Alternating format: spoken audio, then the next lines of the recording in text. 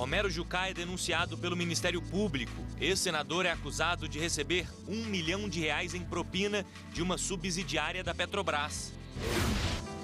Justiça da Paraíba condena a mulher que mentiu que foi agredida pelo ex-marido. Ela vai prestar serviços à comunidade e pagar multa de 2 salários mínimos por ter ofendido a dignidade do ex-companheiro. Segurança reforçada nas comarcas da Paraíba. O número de policiais que se inscreveram nos editais para trabalharem à disposição do Tribunal de Justiça, o que em si gerar uma melhoria dos serviços de segurança. E você sabe como descartar remédios vencidos? Tem regra para isso e o meio ambiente agradece. É a consciência e a educação. E proteger o meio ambiente.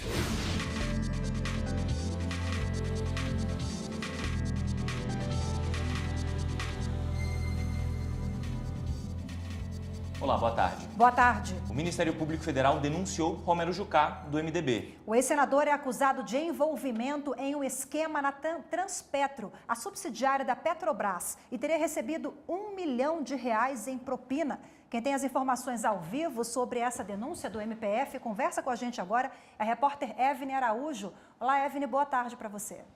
Oi, Rafaela, boa tarde. Olha, Romero Jucá foi denunciado pelos crimes de corrupção e lavagem de dinheiro. De acordo com o Ministério Público Federal, ele teria recebido propina disfarçada de doação eleitoral.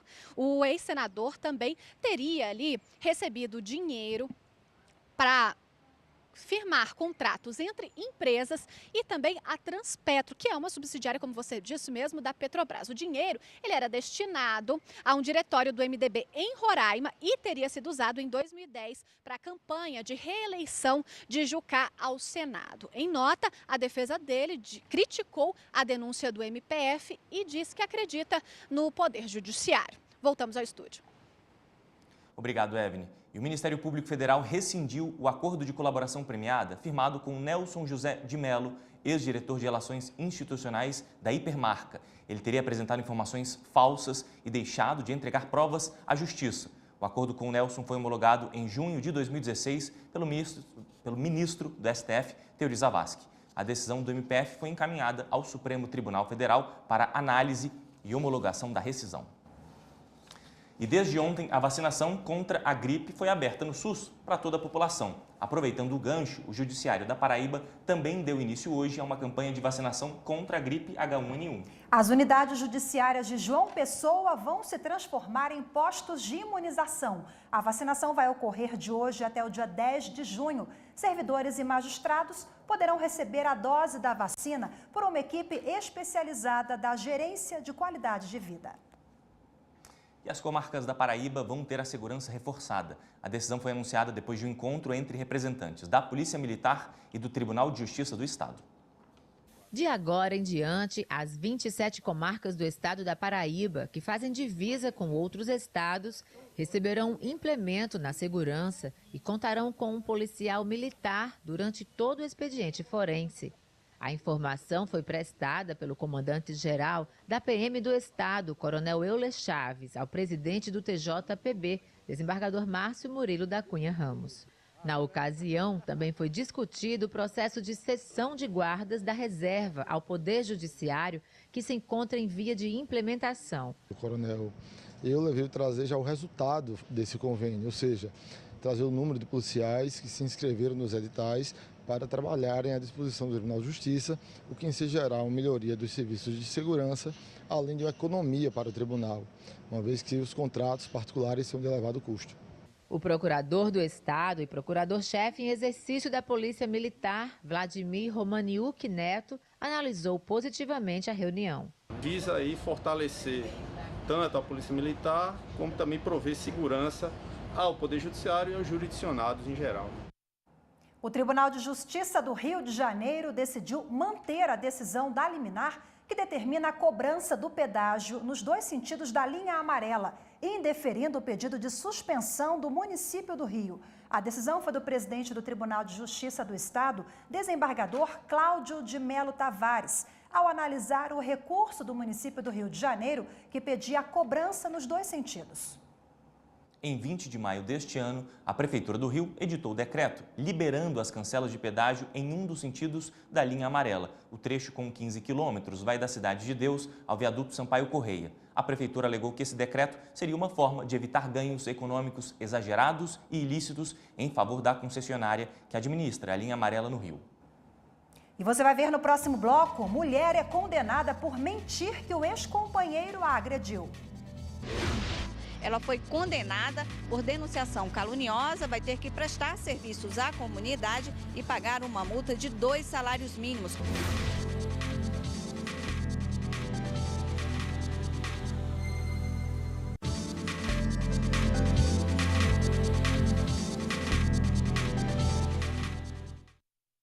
A Procuradora-Geral da República, Raquel Dodge, defende, junto ao Supremo Tribunal Federal, o imediato envio do inquérito contra o deputado federal Valtenir Pereira, do MDB, suplente em exercício, para a primeira instância da Justiça Federal no Mato Grosso. O parlamentar, depois de 3 mandatos consecutivos, não conseguiu se reeleger, o que caracteriza interrupção de mandato.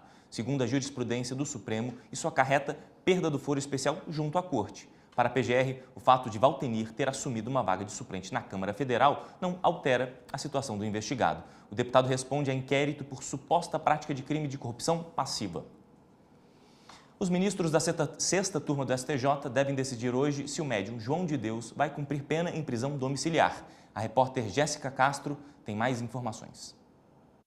Acusado de abusos sexuais, João de Deus foi preso em dezembro do ano passado. Em março desse ano, a Justiça autorizou que ele fosse transferido para um hospital de Goiânia para tratamento de um aneurisma no abdômen. Agora, novamente baseado nas condições de saúde do réu, a defesa recorreu de uma decisão do Tribunal de Justiça de Goiás que negou o pedido de prisão domiciliar. Foi alegado que a prisão preventiva foi decretada exclusivamente pelo clamor público, o que não pode ser admitido por não constituir motivação idônea para que a prisão seja decretada. Assim, a defesa pede no STJ a concessão da prisão domiciliar para que João de Deus possa ficar em casa em sistema de home care, recebendo cuidados médicos. O habeas corpus está previsto para ser analisado hoje, às 14 horas, pelos ministros da sexta turma. E na Paraíba, a Justiça condenou uma mulher por ter mentido ao denunciar o ex-companheiro por agressão. Segundo o mapa da violência 2015, o Brasil é o 5º país que mais mata mulheres no mundo. São 13 feminicídios por dia. O Instituto de Pesquisas Econômicas Aplicadas, o IPEA, aponta que 70% dos estupros são cometidos por pessoas próximas à vítima, como namorados ou amigos. Cabe à mulher vítima de violência denunciar o agressor. Tem que denunciar, não pode ficar calado não, porque piora, né, a situação. Cada dia fica pior. Tem que ter coragem, se deixar, né, vai sempre ser agredido. E hoje está muito grande o número de feminicídios, né? O medo sempre vem, né? Porque a gente nunca sabe com quem está se relacionando. Então a pessoa pode acabar te matando, como acontece muito. Mas se tiver o suporte certo, acho que vai dar certo a denúncia, sim. A denúncia tem que ser feita na delegacia. Esse é o primeiro passo para a vítima se proteger. A palavra dela sempre vai ser levada em consideração pelas autoridades. No entanto, quando a mulher faz uma falsa comunicação de crime, a situação inverte e ela pode ser punida. Na Paraíba, uma mulher foi condenada a 2 anos de reclusão por ter mentido que foi agredida pelo ex-companheiro. Ela registrou um boletim de ocorrência por lesão corporal e as investigações apontaram que não houve crime e o homem foi inocentado. A suposta vítima depois confirmou ter inventado a agressão para prejudicá-lo. Ela foi condenada por denunciação caluniosa, vai ter que prestar serviços à comunidade e pagar uma multa de 2 salários mínimos por ter ofendido a honra do ex-companheiro. Que não faz bem para o social, não só para as mulheres, deve ser divulgado, mas ser com honestidade, falar a verdade.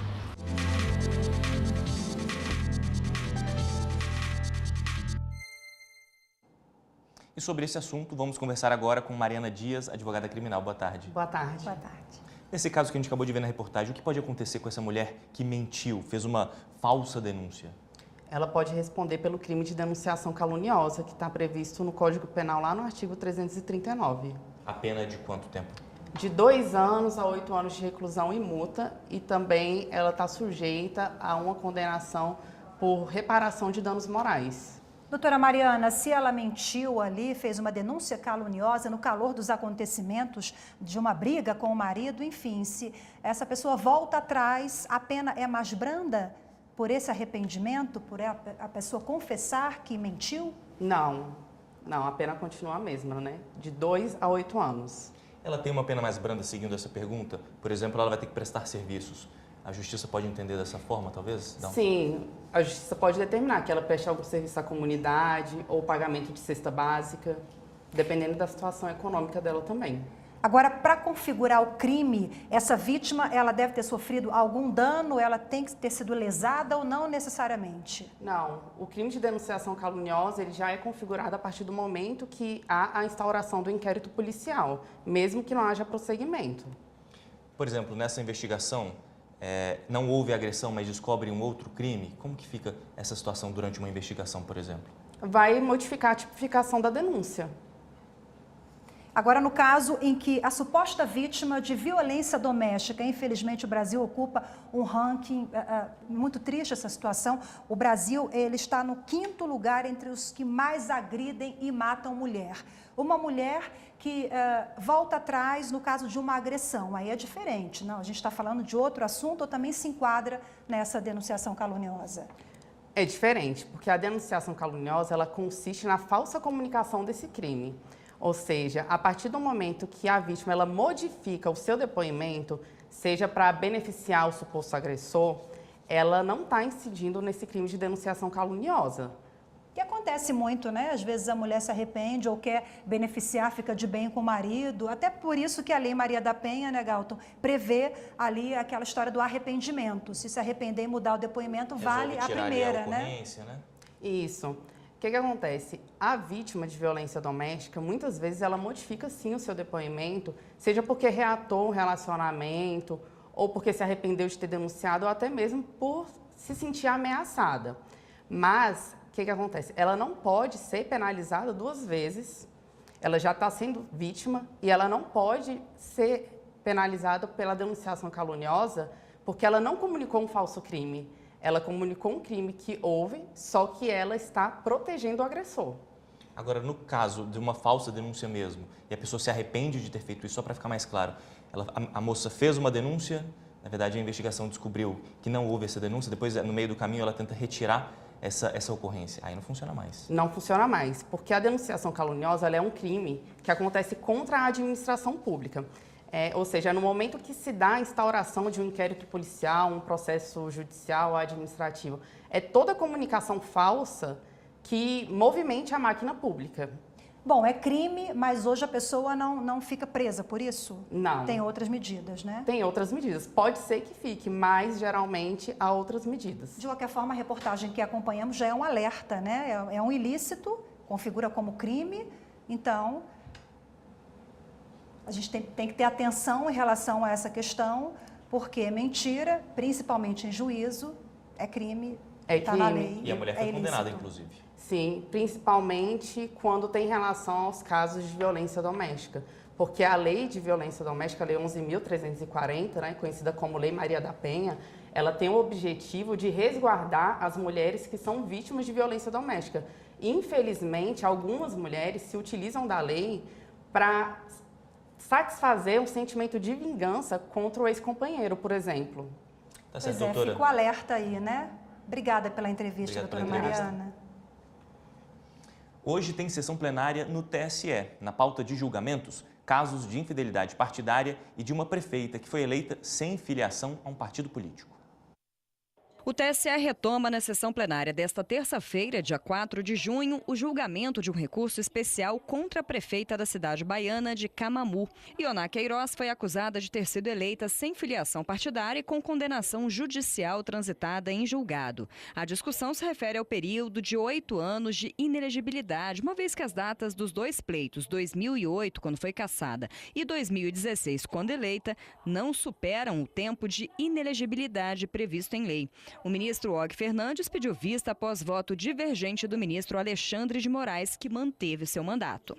Os ministros também vão julgar um recurso e uma ação cautelar de Elvis Cortes, vereador de Belo Horizonte, que foi cassado pelo Tribunal Regional de Minas Gerais. Ele foi acusado de infidelidade partidária por ter trocado de partido sem justa causa. A relatoria do ministro Tarcísio Vieira de Carvalho Neto. Também está na pauta da sessão desta terça-feira um recurso contra o PTB do Distrito Federal. De acordo com o processo, a legenda não teria feito a filiação partidária de candidatos que disputaram as eleições de 2018 nos 6 meses que antecedem o pleito. No TSE, o PTB apresentou uma certidão do Filia Web, que foi aceita pelo ministro Og Fernandes. Mas o Ministério Público Eleitoral contestou a decisão e o caso será julgado pelo plenário da Corte. A seguir, na série sobre meio ambiente, você vai ver como descartar os medicamentos de forma correta. Eu sei o que fazer com a pilha quando acaba, sei o que fazer com as minhas cápsulazinhas de café, né? Mas com remédio realmente eu não sei.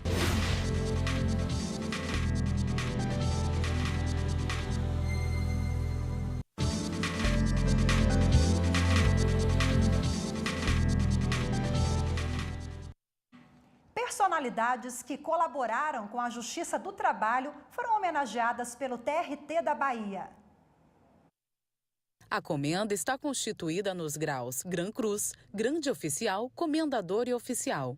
Foram 65 agraciados, entre eles o procurador-chefe do Ministério Público do Trabalho da Bahia, homenageado com o grau Gran Cruz, o maior da comenda. A relação do Tribunal Regional do Trabalho da 5ª Região com o Ministério Público do Trabalho é uma relação muito saudável, respeitosa, que tem sim como prisma principal o respeito à independência das instituições, mas à urbanidade também nas relações. Ministros do Tribunal Superior do Trabalho estiveram no evento, entre eles o homenageado com o grau Grande Oficial, Douglas Alencar Rodrigues. Me sinto muito honrado.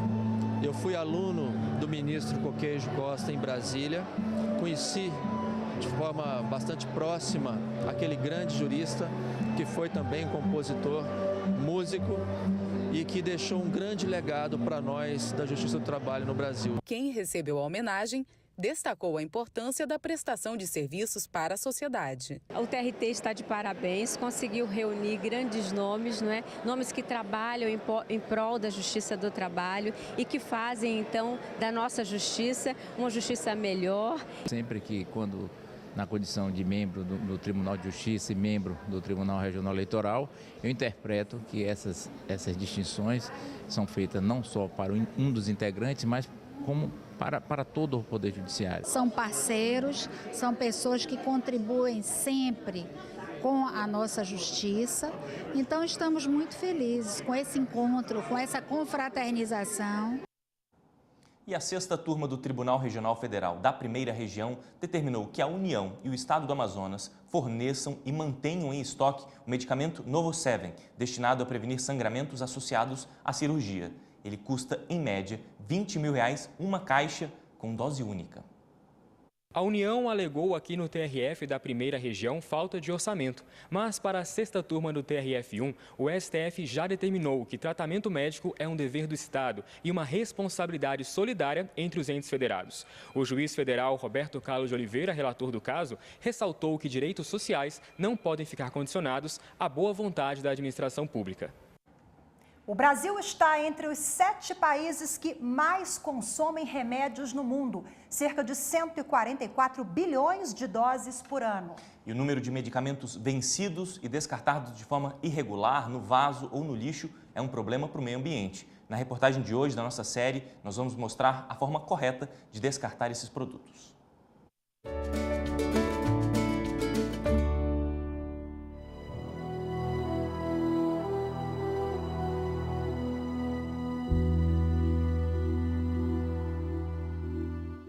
Todos os anos, o Brasil gera 34 mil toneladas de medicamentos vencidos, mas descarta apenas 15 mil toneladas desses produtos nos postos de coleta seletivos. Eu sei o que fazer com a pilha quando acaba, sei o que fazer com as minhas cápsulazinhas de café, né?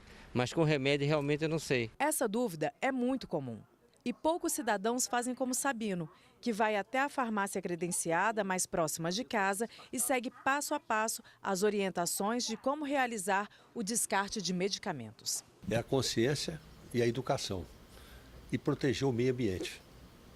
Isso o povo tinha que saber para agir como eu agi. As farmácias devem receber esses medicamentos ou que o cliente não quer mais usar, não tem mais uso, ou que o medicamento está vencido.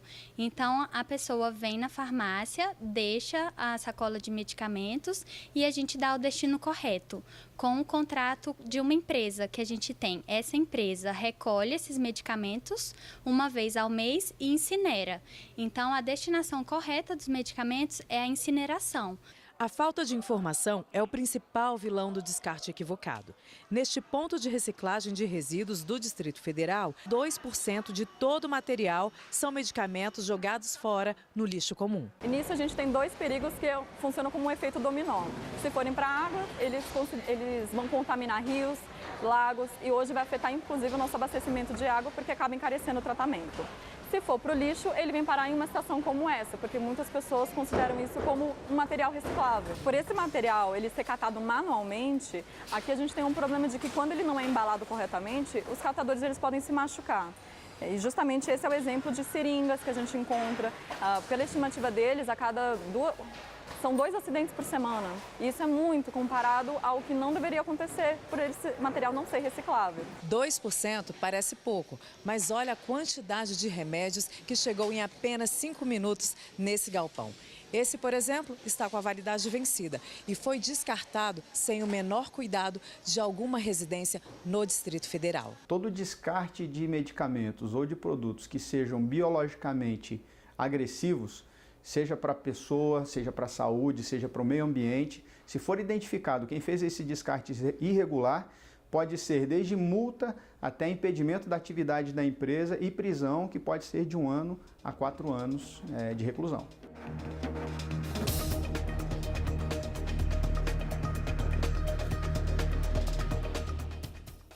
E amanhã, na série Verde que te quero verde, você vai ver por que é importante separar o lixo seco do orgânico e como fazer dos restos de alimentos um adubo de qualidade que não prejudica a saúde nem o meio ambiente.